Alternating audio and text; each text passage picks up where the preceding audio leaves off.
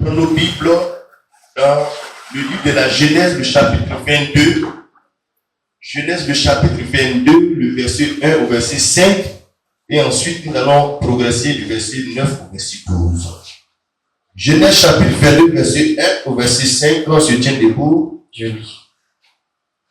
Après ces choses, Dieu mit Abraham à l'épreuve. Il lui dit, Alléluia. Abraham, et il répondit, me voici.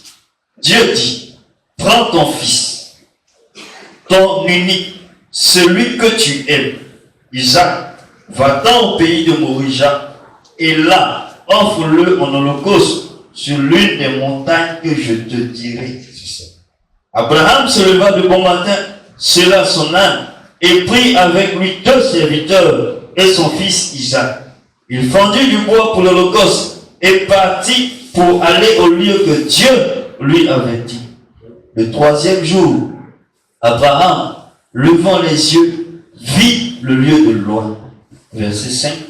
Et Abraham dit à ses serviteurs, restez ici avec là, et moi et le jeune homme, nous irons jusque-là pour adorer et nous reviendrons auprès de vous. Verset 9 au verset 12. Verset 9 à 12. Lorsqu'il fut arrivé au lieu que Dieu lui avait dit, Abraham y éleva un autel et rangea le bois. Il lia son fils Isaac et le mit sur l'autel par-dessus le bois. Puis Abraham étendit la main et prit le couteau pour égorger son fils. Alors l'ange de l'Éternel l'appela des cieux et dit, Abraham, Abraham. Et il répondit, me voici. L'ange dit, n'avance pas ta main sur l'enfant et ne lui fais rien, car je sais maintenant que tu crains Dieu et que tu ne m'as pas refusé ton fils, ton unique. Oh Seigneur notre Dieu, nous venons encore ce matin pour t'adorer. Et l'homme ne peut t'adorer, Seigneur, en dehors de ta parole. Voilà pourquoi nous croyons que Seigneur, nous avons chanté, nous avons prié, nous avons fait les offrandes. Mais ce qui va valider notre adoration, c'est la capacité pour nous de recevoir ta parole.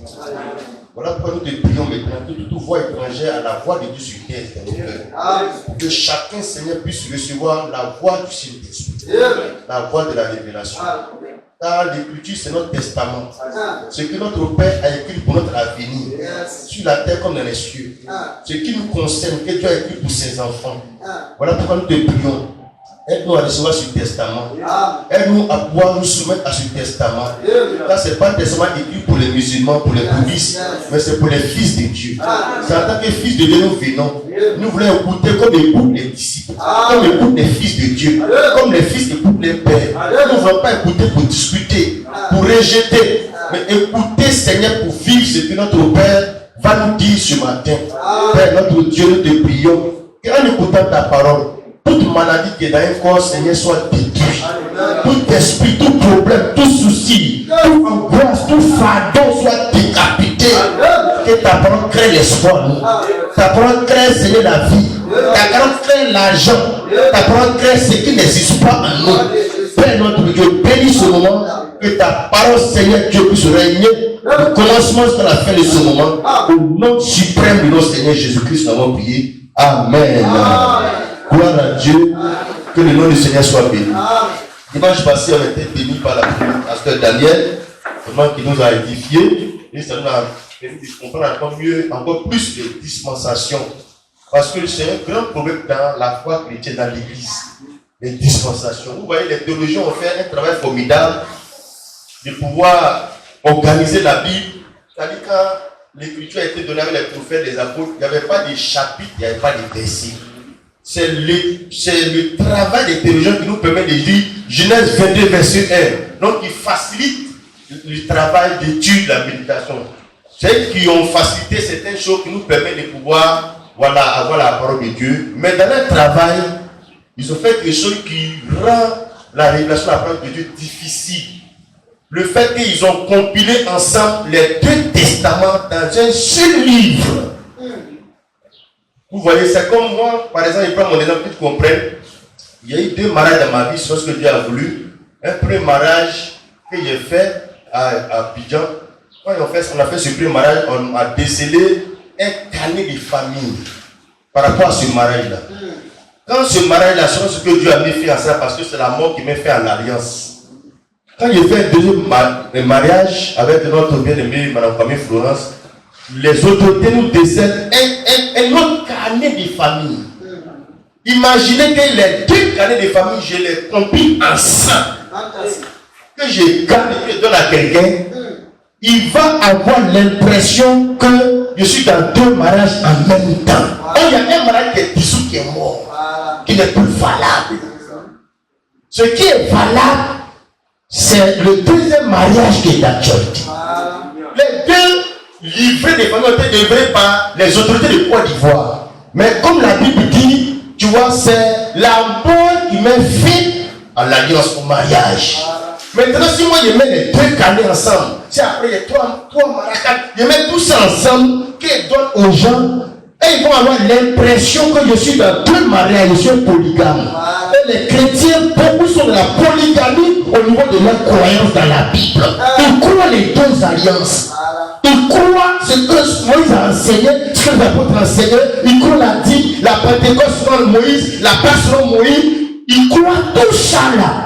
C'est un désordre, c'est une prostitution. Ce n'est pas la vérité de la parole de Dieu.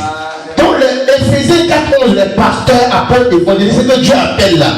Dans les ministères, ils doivent prêcher la Bible, mais pour mettre de main et puis enlever et puis présenter ce qui est la parole de Dieu pour notre alliance, pour notre jour, pour donner aux gens.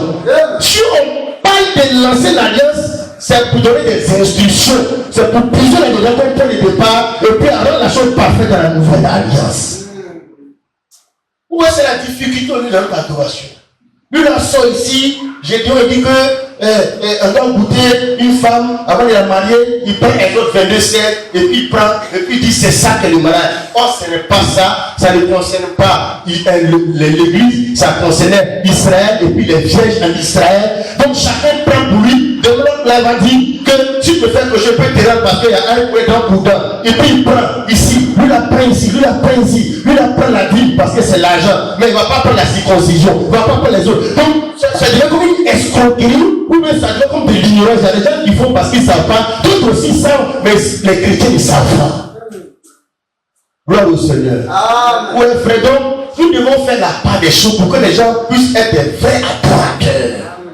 Une adoration qui est basée sur la dispensation en cours. Les cartes d'identité en Côte d'Ivoire là. Plusieurs régimes sont succédés. Chaque régime envoie son carte d'identité. Il y a carte d'identité au temps de Oufoué. Il y a carte d'identité au temps des Bédiers. Il y a carte d'identité au temps des Bago. Il y a carte d'identité actuellement même encore. Où il n'y a pas les parents dessus. Mais tu ne peux pas prendre carte d'identité au temps de Oufoué aujourd'hui pour faire une opération. On va te mettre en prison. On te prend un faussaire. Tu vas discuter, non, mais c'est en Côte d'Ivoire, on m'a donné. C'est la République de Côte d'Ivoire, mais c'était pour un régime à une époque où c'était valable. Ce n'est plus valable maintenant. C'est comme ça l'adoration. Du coup, aujourd'hui, les gens qui vont prier avec celle, que quand Élisée a prié, il a pris l'eau, il a fait comme ça. Ils oublient qu'on a changé de dispensation. Où les gens sont en retard. Même l'homme, même on évolue. Quand tu vas faire l'échographie de l'enfant qui est dans le ventre de la maman, tu vois comment l'enfant il est? Tu vois comment sa tête est? Là, comment son visage, ses yeux sont? Quand l'enfant sort, tu vois qu'il change, c'est le même enfant là. Mais tu vois comment il change les bébés. Quand il grandit, tu vois qu'au fur et à mesure, il a différentes évolutions selon les dispensations, jusqu'à ce qu'on voit son vrai visage. Mais c'est l'adoration. Dieu même là, c'est comme ça, Dieu a montré son visage. Et puis la Bible, son vrai visage, c'est ça qui est Jésus. Amen. Regarde dans la Bible, aucun apôtre n'a appelé Dieu l'Éternel. C'est ce que le pasteur Daniel a expliqué là. Comme bien nous-mêmes, nous faisons grâce à les dispensations, on est en train d'expliquer aux frères. Dieu, dans l'Ancien Testament, c'est l'Éternel, lui qui l'a dit qu'on soit fin. Mais en Jésus, Dieu est venu démontrer qu'il est l'immortel. Immortel. Mais immortel, c'est ça qui fatigue les gens, les musulmans. Il faut dire que Jésus est Dieu. Donc, lui qui l'ont crucifié, c'est Dieu. Donc, qui est mort? C'est Dieu qui est mort. Mais c'est Dieu qui est mort. Voilà. Parce que pour qu'il puisse nous donner la vie éternelle, il faut qu'il vienne démontrer qu'il peut mourir et ressusciter.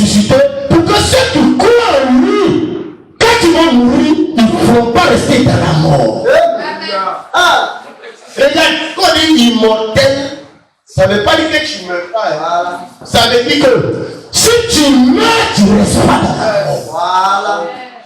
Regarde par exemple le buisson Adam, quand Dieu célébrait à Moïse. Moïse a regardé un buisson, un abus qui était en feu, mais qui ne se consume pas. Quand un buisson ne se consume pas, on appelle ça incombustible, inconsumable. On ne peut pas appeler tous les arbres inconsumables. Mais c'est ceux qui rentrent dans le feu, qui ne brûlent pas, on lui donne le nom inconsumable. Immortel, on n'appelle pas n'importe qui immortel. C'est celui que la mort ne peut pas consumer. On dit, toi tu es immortel. Voilà.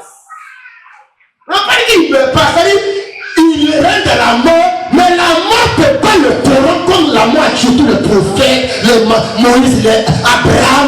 Lui, là, qui rentre dans la mort, il sort de la mort. Quand il sort, c'est là qu'on appelle immortel. Tu n'es pas immortel avant ta mort. C'est après la mort là que tu es immortel. Gloire au Seigneur. Dans l'Ancien Testament, Dieu n'a pas été immortel. C'est dans le Nouveau Testament, en Jésus, que Dieu, en plus de éternel, il est devenu immortel. Pour tous ceux qui croient en lui, il dit celui qui croit en moi ne mourra jamais. Yes. Mais nous tous on sait qu'on fait les funérailles ici, on a fait funérailles la dernière fois. Mais quand tu meurs comme ça, quand Christ viendra, les morts en Christ ressusciteront. Alléluia. Et la Bible dit, Dieu dit, il n'est pas le Dieu des morts, le Dieu d'Abraham, Isaac, de Jacob.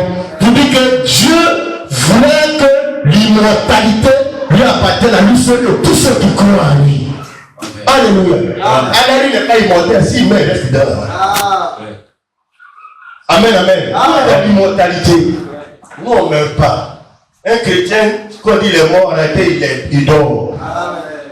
Jésus a dit concernant Lazare, Lazare dort, je vais le réveiller. Les gens ne savent pas qu'il est en train de parler de la mort. Les chrétiens ne meurent pas. Parce que Christ est mort pour qu'on soit immortel. On a fait le débat, les musulmans disent, parce que dans le Coran, comme le Coran, c'est un livre, même un enfant de CP peut comprendre parce que c'est un livre explicite. Dans le Coran, il y a un verset qui dit musulman. Vas-y, frère. Surat.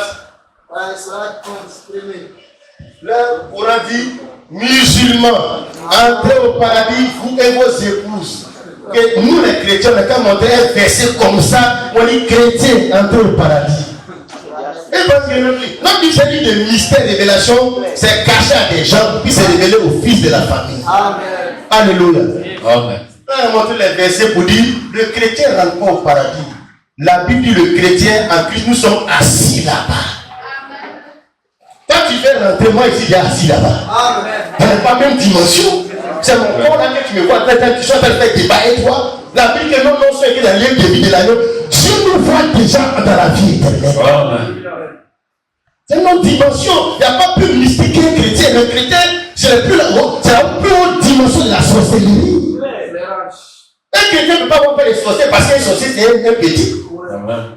Un chrétien qui appelle les sorciers, non, il ne connaît pas qui il est. Alléluia. Gloire à Dieu. Amen. Alors nous allons essayer d'étudier aujourd'hui pour voir un peu les dispensations, le mélange qui a été fait, Ancien Testament, Nouveau Testament, on dit même ancien. Ancien. Quelque chose qui est ancien. Quand tu continues de le faire, tu ne dois plus l'appeler ancien parce que tu continues de le faire. On dit ancien parce que tu le fais. Amen. Ancien président. L'esprit mesdames sur Bago. S veut dire ancien. Il dit, ça là c'était mon S. Mais si vous vous remettez ensemble, c'est plus ton S. On dit S c'est ancien. S testament, ancien testament. C'est ancien. Parce qu'il y a un nouveau temps qui est venu pour le pouvoir. Quand tu étais avec quelqu'un, puis lui, c'est mon S, ça sous-entend que tu as un nouveau cadre. On dit Ancien Testament, ça veut dire qu'il y a un nouveau testament, une nouvelle manière d'adorer Dieu, d'appeler Dieu, de faire les sacrifices pour avoir le pardon des péchés. On ne peut plus encore faire les sacrifices des moutons. On ne peut plus encore faire les carèmes, rentrer, sortir, se courir ici. Alléluia. Le thème du message, c'est marcher avec Dieu pour devenir un adorateur de Dieu. Amen. Le but de la marche avec Dieu, c'est que tu deviens un adorateur. Maintenant, il y a beaucoup de choses à définir. Par exemple, adorer Dieu. Adorer, adoration. Où est-ce que nous, on a fait quoi? C'est qu'on est en train de chanter, puis la musique est douce, lente. C'est-à-dire adoration. c'est faux.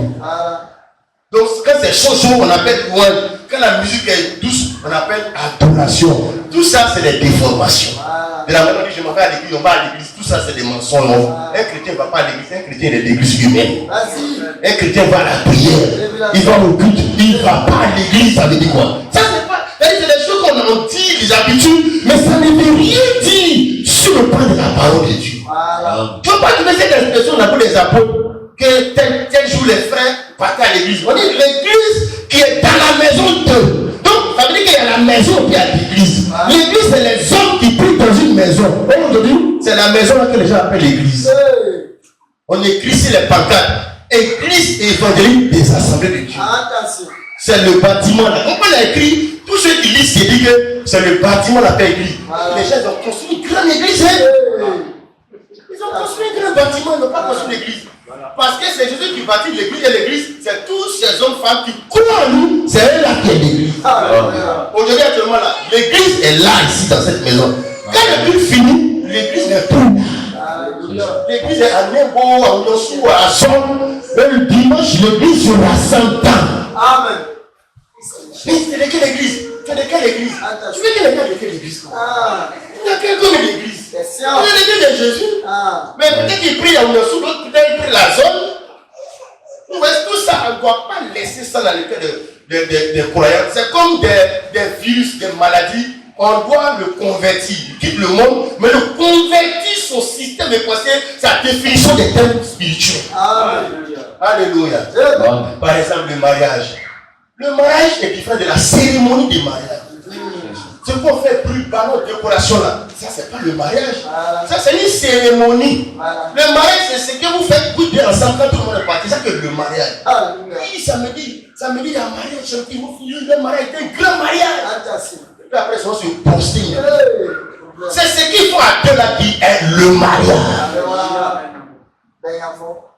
Normalement, tous ces bruits on ne doit pas faire. Tu prends la soeur, tu vas voir les parents. Même quand vous allez valider les parents, c'est ça qui est mariage. C'est ce qu'on fait à la mairie là. On va pour que le pays où on est là puisse enregistrer notre mariage dans les registres de l'état civil. Et comme les blancs ont colonisé, donc ils ont tout donné. Il faut que votre mariage soit blanc. Ça soit long, la peau des marais, tout ça c'est pas dans la Bible là, mais la colonisation des blancs, c'est ça qui nous fatigue toujours. Tu n'as pas fait ça, la soeur ne sera pas contente, parce qu'elle va voir que son mari n'est pas un bon mariage. Que ça n'a pas été comme pour sa cousine. Il faut que tout ça là, on s'appauvrit, l'Africain, on s'appauvrit. Tout ça c'est la chair, pour satisfaire la chair. Et les gens doivent les sachets pour faire les emporter sans vous. Après, maintenant, Marie là pour organiser les crédits. Frère, que le Seigneur nous délivre, non pas seulement des démons, mais de tous ces systèmes-là qui n'auront des spirituels. Alléluia. Et la soeur, on va les parents, s'ils ont validé le mariage, faites vos projets, vos mouvements. Mais vous avez un peu pour nous pour les faire, mais ce n'est pas une obligation que. Il faut que tu apprennes des déçus les gens. Que les gens sont venus au mariage, ils n'auraient pas mangé. Son mariage là même, on n'a même pas mangé. Le mariage c'est fait pour qu'on mange. La Bible dit que les mariages sont donnés de tout, de se réjouir. Mais il faut venir te réjouir. Il faut venir leur donner l'argent. Il faut être content pour eux. Toi tu dois te rassasier. Quand tu te rassasier, c'est là que tu dis, moi c'était un bon mariage. Tout ça frère, que Dieu nous sauve. Amen, amen. Marcher avec Dieu pour devenir un adorateur de Dieu. Et Genèse chapitre 22. Nous parlons d'Abraham. Amen, amen. Amen. La Bible dit au verset 1, vas-y frère. Verset 1. Après ces choses, Oui. Dieu mit Abraham à l'épreuve et lui dit, Oui. Abraham, Oui. Et il répondit, me voici. Yes. Dieu dit, prends ton fils, C'est ça. ton unique, celui que tu aimes, Oui. Isaac, va dans le pays de Moriah, Oui. et là, offre-le en holocauste, sur l'une des montagnes que je te dirai. Regarde frère, on va aller pas à pas. On n'est pas pressé parce qu'on est venu adorer le Seigneur. On est des adorateurs, il n'y a pas la montre. On regarde l'amour qu'on a pour Dieu. Quand il devait mourir là-bas pour nous sauver, il n'a pas regardé l'heure. Il a regardé nos péchés. Quand tu regardes comment Dieu t'a sauvé, tu ne regardes pas l'heure pour lui dire merci. Sinon, mon Dieu devait te cogner la semaine passée.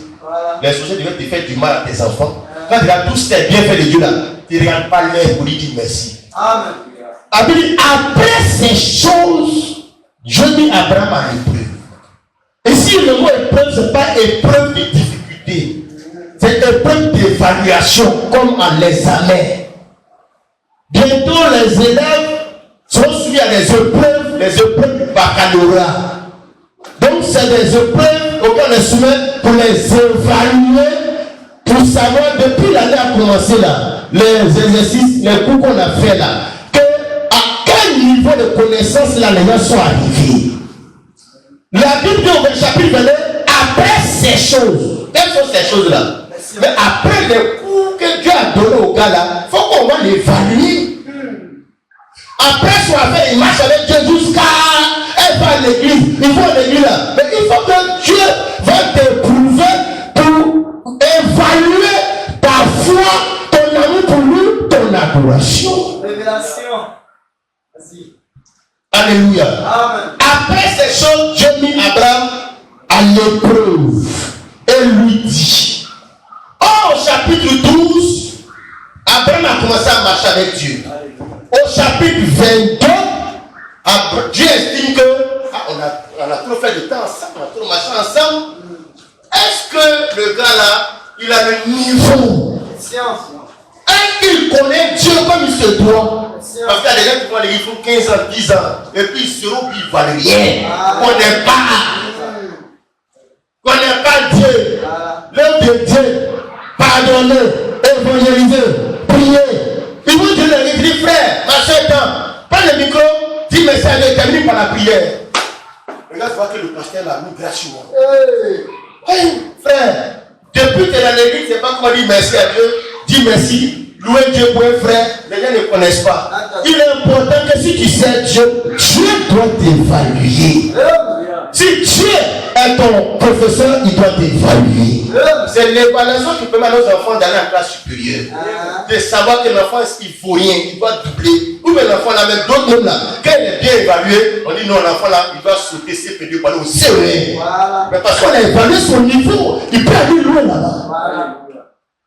Alors frère, avec le temps que tu as mis pour marcher avec Dieu, même si c'est un mois, une semaine, mais Dieu doit t'éprouver, évaluer ta foi, évaluer ton adoration, ta capacité de le servir, ta capacité de l'aimer, ta capacité de faire son œuvre, ta capacité de te soumettre à sa parole. Quand il dit, faut pas faire ça, faut t'appeler comme ça, faut pardonner, va avec le frère.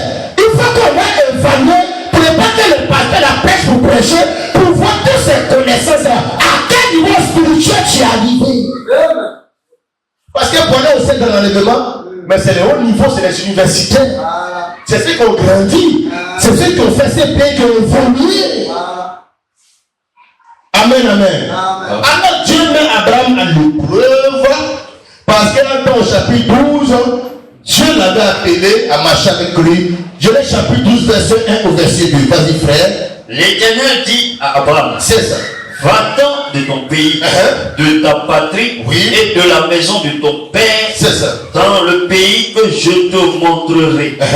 Je ferai de toi une grande nation, c'est ça, et je te bénirai. Oui. Je rendrai ton nom grand, et tu seras une source de bénédiction. Tu peux t'arrêter là. Donc, pourquoi tu comprends le frère fait le domaine scolaire?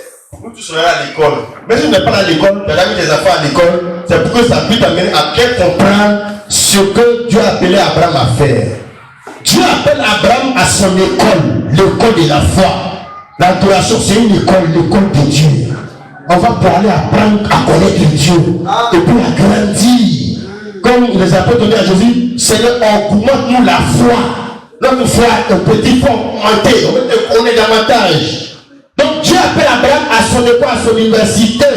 Et il dit, si tu viens, je vais te donner une formation académique et tu vas devenir un grand type. Je vais faire ton nom grand. Tu vas devenir grand. Quand tu marches avec moi, tu t'inscris dans mon école, si je te donne mon enseignement, tu vas devenir un grand type dans ce monde. Donc Abraham quitte sa famille, l'analphabétisme, l'idolâtrie, pour venir à l'école de Dieu. Quand il vient au verset 7, il vient pour s'inscrire. Il faut lire au verset 6 au verset 7. Vas-y, frère. Verset 6. Vas-y. Abraham parcourut le pays jusqu'au lieu nommé Sichem, Oui. jusqu'aux chaînes de Morée.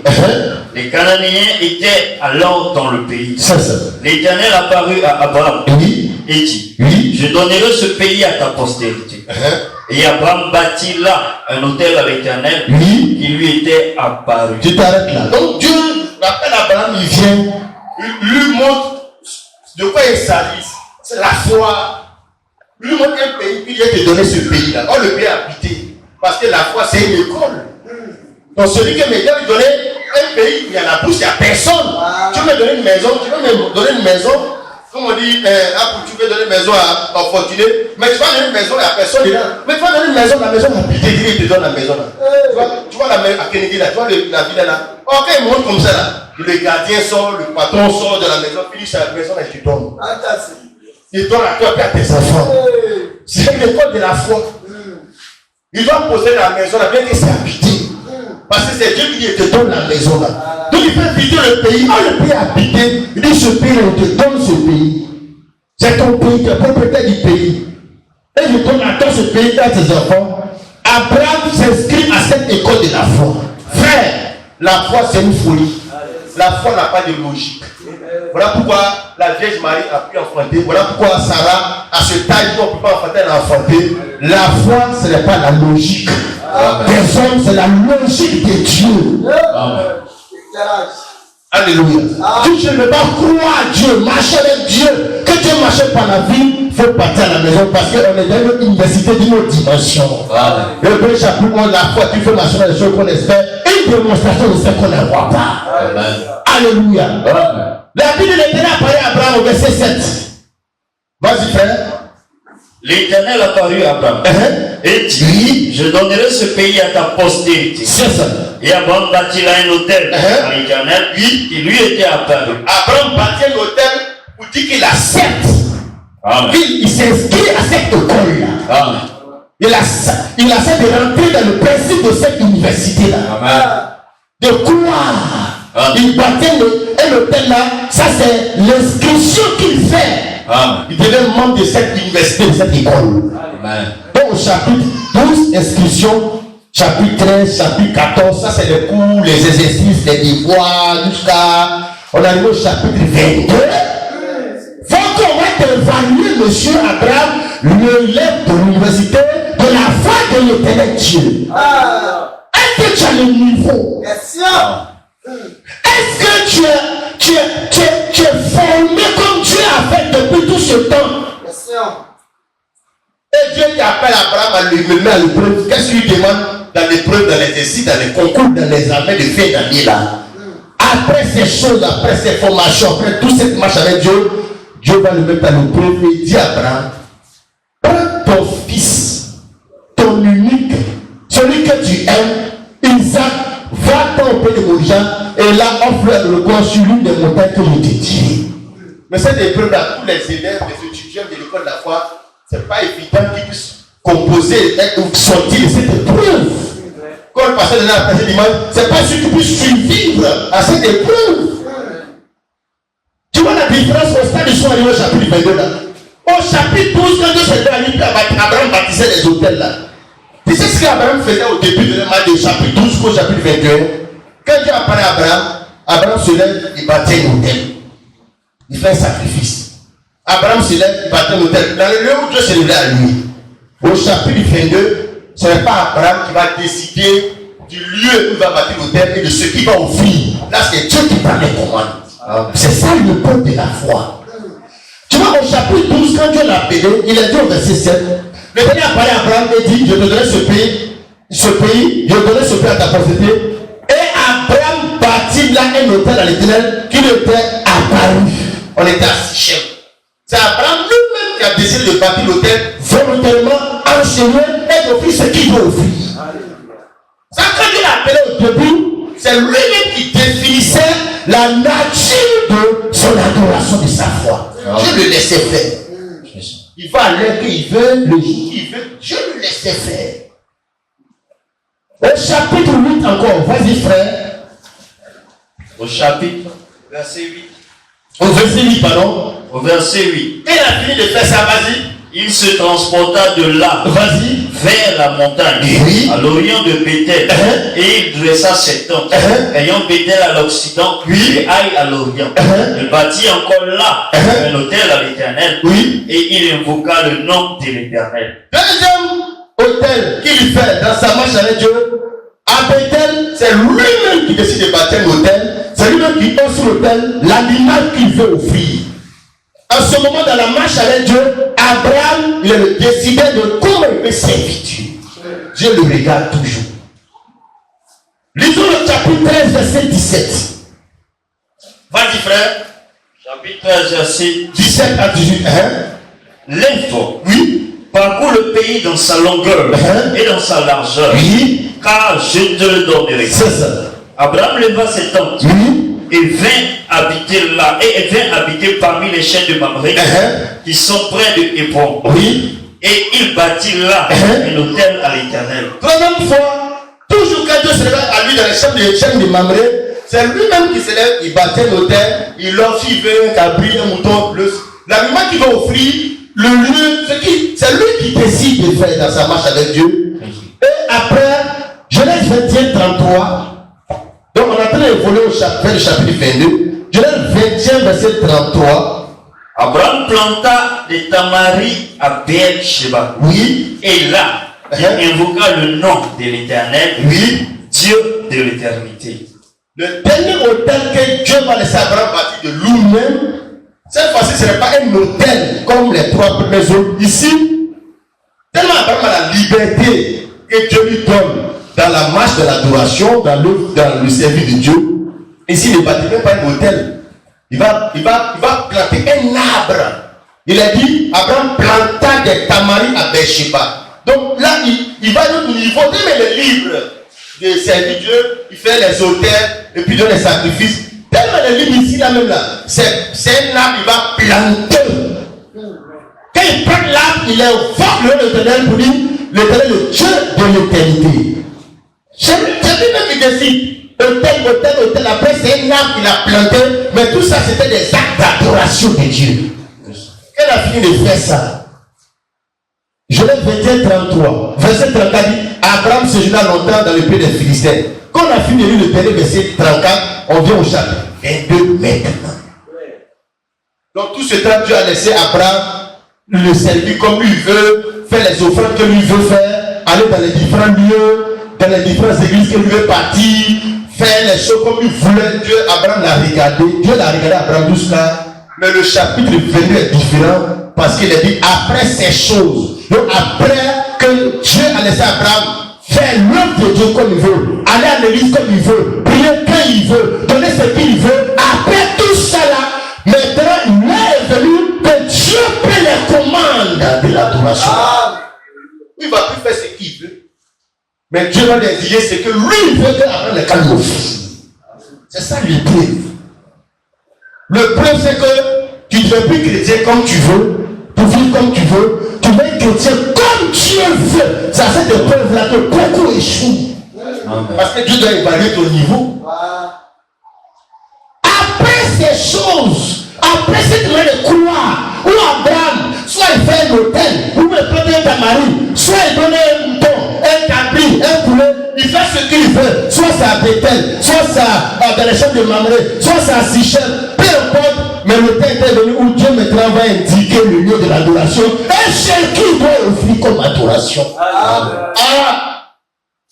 Là, sa volonté n'existe plus, c'est la volonté suprême de Dieu qui va s'imposer à lui. C'est ça l'épreuve de Dieu dans l'adoration. Je ne parle pas d'épreuve de problèmes, difficultés, accidents, maladies.